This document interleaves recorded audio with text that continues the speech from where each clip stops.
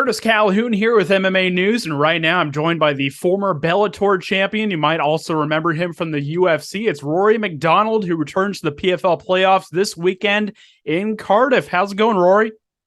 Going good, thanks. Thank you for the time again. One win away from making the PFL championships. How pumped are you for this opportunity, and what has this camp been like so for you? Yeah, I'm very excited. I got 3 training camps under my belt now, so I got to go out there and finish this fight and make myself ready for the finals. So it's been it's not easy getting through this season. It's a serious physical and mental challenge, but I'm here and I'm ready to take care of business. Having this be your second PFL season, have you gotten used to the quick turnarounds in between fights, or is it still a bit strenuous? Yeah, it's hard to really get used to the schedule, and it's a lot to handle. Um, so it's been tough, but I'm doing good. Then you're fighting in Cardiff, Wales this weekend. Obviously, you've been around the block and been in this game for a long time, but do fighting in these different areas of the world and seeing these different cultures still excite you? Yeah, it actually is very cool. Um, I took it for granted a little bit in my youth, but now as I'm getting older, it's definitely something I appreciate. Are you a big sightseeing guy at all? Have you checked out the castles in the area and all that? Yeah, we went to a castle today for PFL. Actually, it was pretty cool.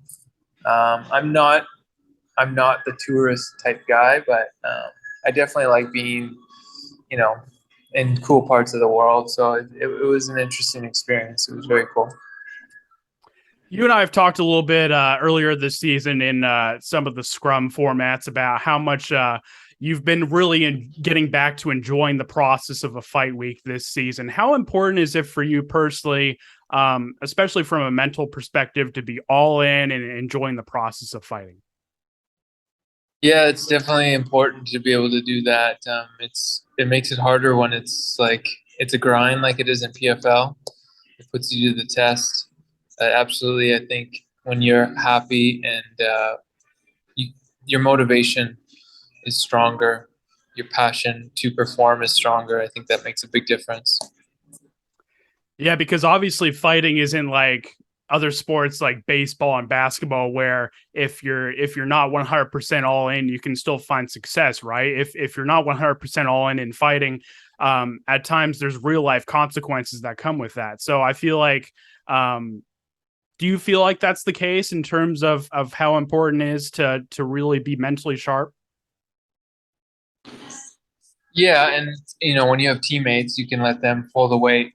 As is a one versus one game that we play, so everything rides on you and performing to your best ability. I want to touch briefly on your upcoming opponent, Magomed Umalatov. Obviously, a really tough guy, unorthodox style as well. What have you made of his performances this season in the PFL, and what kind of fight are you expecting in this one? But yeah, he's a strong puncher, from what I could tell. I'm gonna want to try to stay away from getting hit a lot with his boxing. Um, but outside of that, I feel like I have a lot of skills in different areas that I could use against him. I got you, man. Have you been working with John Danagher still down in Austin? Yeah, I have been. It's been going great. What's that whole experience been like? Because I feel like all the fighters that I've talked to that have worked with him, I mean, he's just an encyclopedia of knowledge. Yeah, I love his teaching style. It's been fantastic. I felt like I've made a ton of improvements under him. He's very detailed, and he uses techniques that work. He tries to take away the fluff, and he gets to the point of using effective techniques. And I feel like I'm a skilled base fighter that fights technically. So working with him has been going good for me. I've seen a lot of improvements in my game. Do you feel like working with a guy like that has almost enhanced your work ethic at all? Because he's a guy that that trains every day and he helps a lot of fighters out. Do you feel like he's given you any extra motivation? Yeah, well, it's great to be around people that are hungry, and he's a very driven person. Like you said, he trains every day. There's no off days for John. He's completely consumed with his craft, so it's inspiring to be around a guy like that. Then I want to touch briefly on your last fight against Sadibou Sy. Obviously, there were a lot of fans and pundits that feel like you did more than enough to get the decision. Obviously, it didn't go your way on the scorecards. I guess I want to get your reflections on your performance and just how the whole fight played out. Yeah, it was a close fight. I'm disappointed with how I performed. I think if I fight him again in the finals, I'm gonna have to bring a better version of myself. Um, so hopefully I'll get that rematch, and I could show what I feel like I could do against Sadibou in our next fight. Was it a case of not expecting him to go to the clinch and go to the ground as much? Because I feel like he's mostly known as a European kickboxer, right? So was it more of a case of him just bringing a lot of elements to the fight that you didn't expect? I didn't expect him to be able to stop my takedown. That was frustrating. I got you, man. And obviously, there's been a lot of talk about MMA judging, especially over the last couple of years, right? And I feel like you've been on the wrong end of a lot of these controversial decisions. Do you feel like a lot more needs to be done in terms of making judges more accountable and possibly adding an element of open scoring? Yeah, open scoring would be great. It would really help us make decisions in the fight that would make the difference.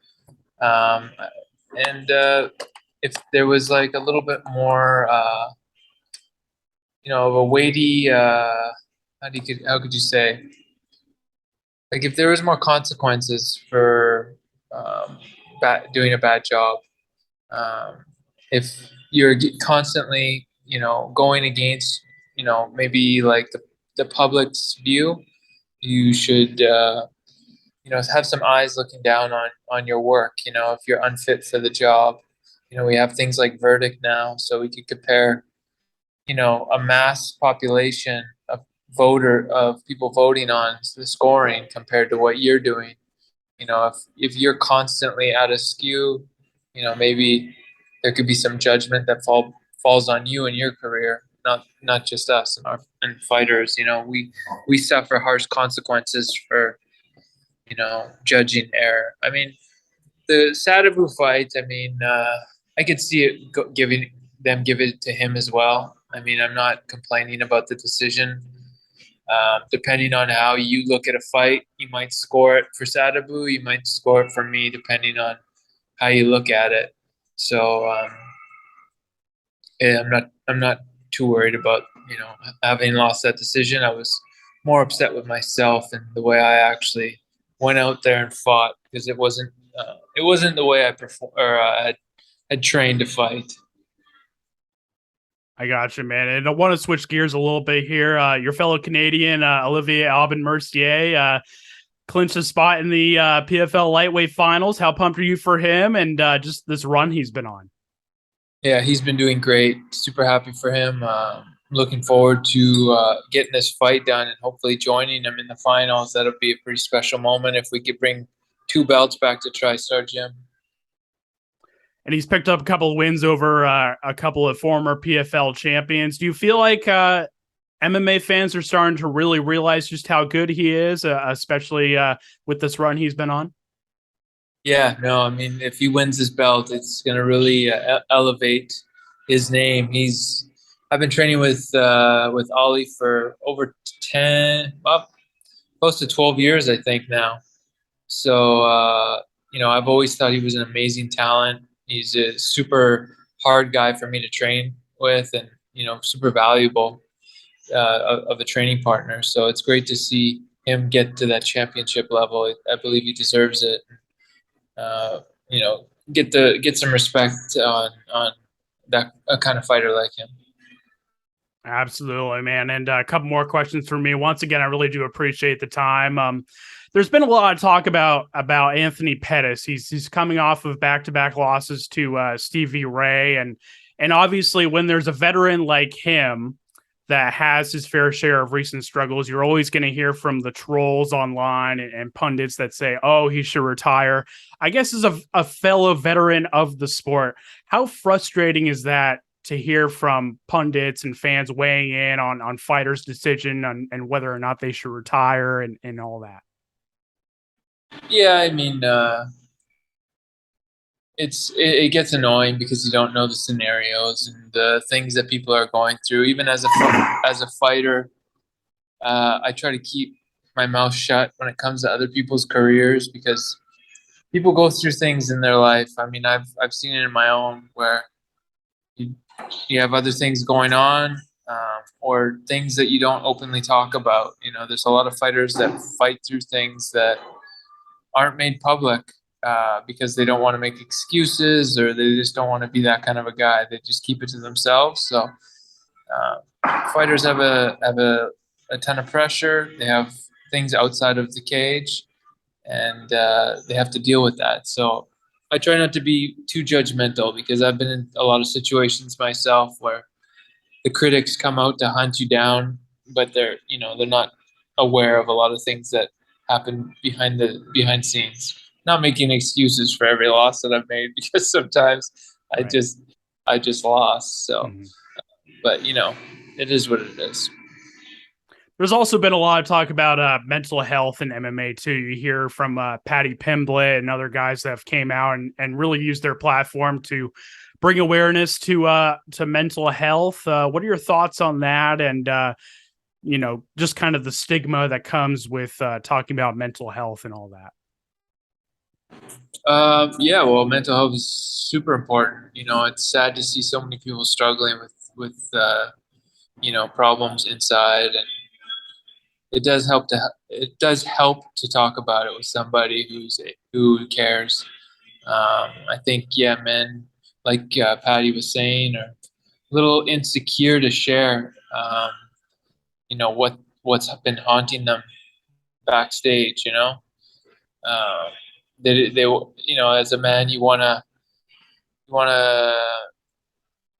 present yourself as confident and you don't want to expose anything that you're struggling with. You want to be strong. You want to show yourself in that light. So it's not easy for people to go through getting public with another person with what's haunting them.